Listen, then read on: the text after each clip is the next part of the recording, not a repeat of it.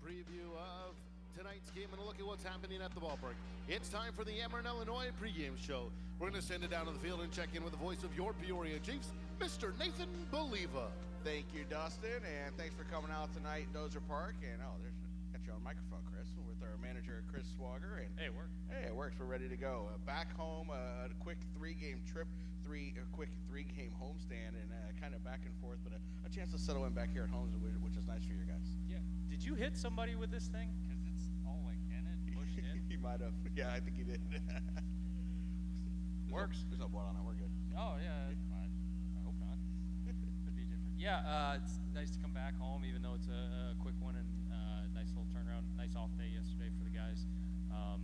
Hopefully get back on track. Last two games didn't go exactly how we wanted, but that's baseball, and it's good to be home, and hopefully the home cooking gets us going. Got one win on the road on that trip, the first game of the series, and had some good time. We hit the first two games, had some good time with hitting in those first two, and then we can forget about the Saturday game part of it. But Thursday and Friday, for the most part, played pretty well. Yeah, I thought Thursday and Friday we played well. I thought Thursday we got the win, and then Friday we just got beat, and that happens. And then Saturday laid an egg, but that's going to happen. 2 out of 3 games you play really well. I thought we deserved to win 2 out of 3, and we got one. Take what we can get, move on to Cedar Rapids.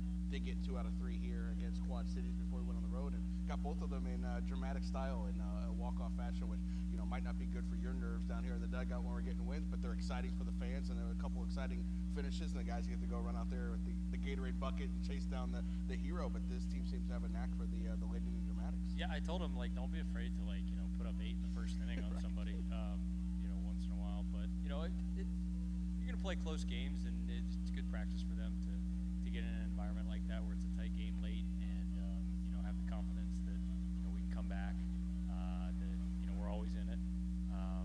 Ideally as a manager, if we're gonna win, make it a little bit easier on ourselves. When we get opportunities to expand games that we have a lead in, we'd like to go ahead and do that. But a win's a win. We'll take it however we can get them. 9 games in, a couple rainouts, another day in Beloit where we had weather all over the place, and it didn't exactly play straight through clean. But what have you learned about this team so far that maybe you didn't know breaking camp out of Florida? They do a good job of rolling with it. We just come to the ballpark ready to go, and if we have a delay or if something happens, just hang in there. When they say go, we'll go play. We're in the Midwest. We're a Midwest teams affiliate, so this is very standard. I've been told this type of year or this type of season. So we'll hang in there. If they go to St. Louis, they're gonna have to do the same thing. They go to Springfield, Memphis, it's gonna be the same way. So you can't control the weather. All we do is try to focus on what we can control, and that's our attitude and our preparation. And we're when they say play ball, we'll be ready to roll. You want the broken one? All right, yeah, we'll take the broken one. That'll work.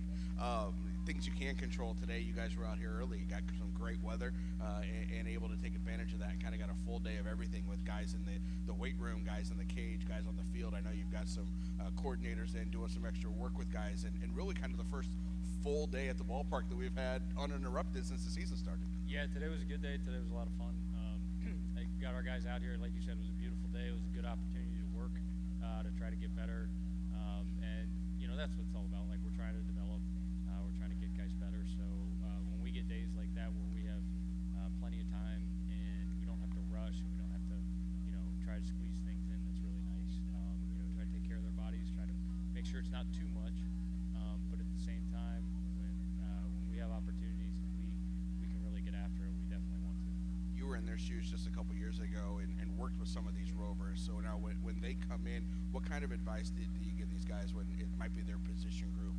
And I know the catching coordinator's here now, so he's working with those 3 guys on some specific things. So kind of I guess a 2-part question. What advice do you give them? And then as a manager, what's your role when the coordinator's here working with somebody else? When any coordinator's in town, the first thing is take advantage of them, especially if it's a position coach. But also, most of those guys have experience at higher levels and or the big leagues, and so even if it's not your position coach, even if it's not something a coordinator specific to what you do, they still have knowledge, they still have experiences that they can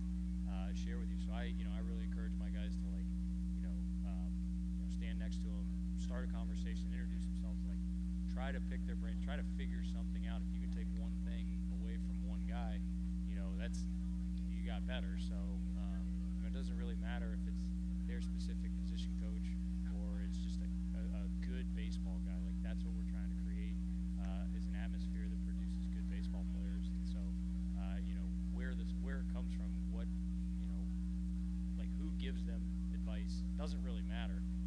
They can take something from everybody. What was your go-to yesterday? Did you get any jelly beans? Did you get a chocolate Easter bunny? Did you get some Starburst jelly beans, Cadbury egg? Did you get anything good? I don't really have a sweet tooth, so I guess I like Starburst. I didn't really have anything. I had some coffee cake. Yeah, that's about the extent of it.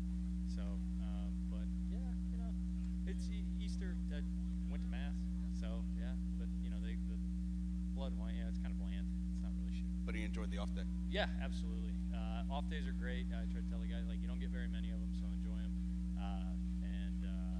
We hopefully come back refreshed and rejuvenated, ready to roll. Well, good luck tonight. Thanks for your time. Appreciate it. Hey, thank you guys.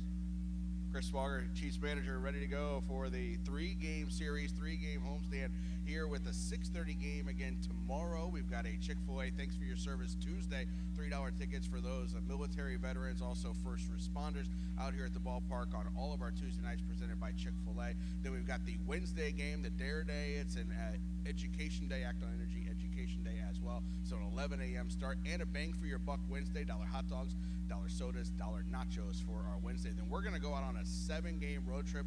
We go up to Appleton, Wisconsin. We go over to Quad Cities, and then we'll be back next Thursday. We actually play the same Cedar Rapids team, so including tonight, we're going to play 7 straight home games against the Cedar Rapids Colonels, the Angels affiliate. They'll be back here next Thursday, Friday, Saturday, and Sunday as well. Make sure you get up there to the Firehouse Team Store, check out some of our new merchandise for the 2017 season. Say hi to all the crew in there. Make sure you make a lot of noise tonight as well throughout the ballpark, because we have a lot of fun planned for you here this evening. Thanks for spending your Monday with us here at Dozer Park.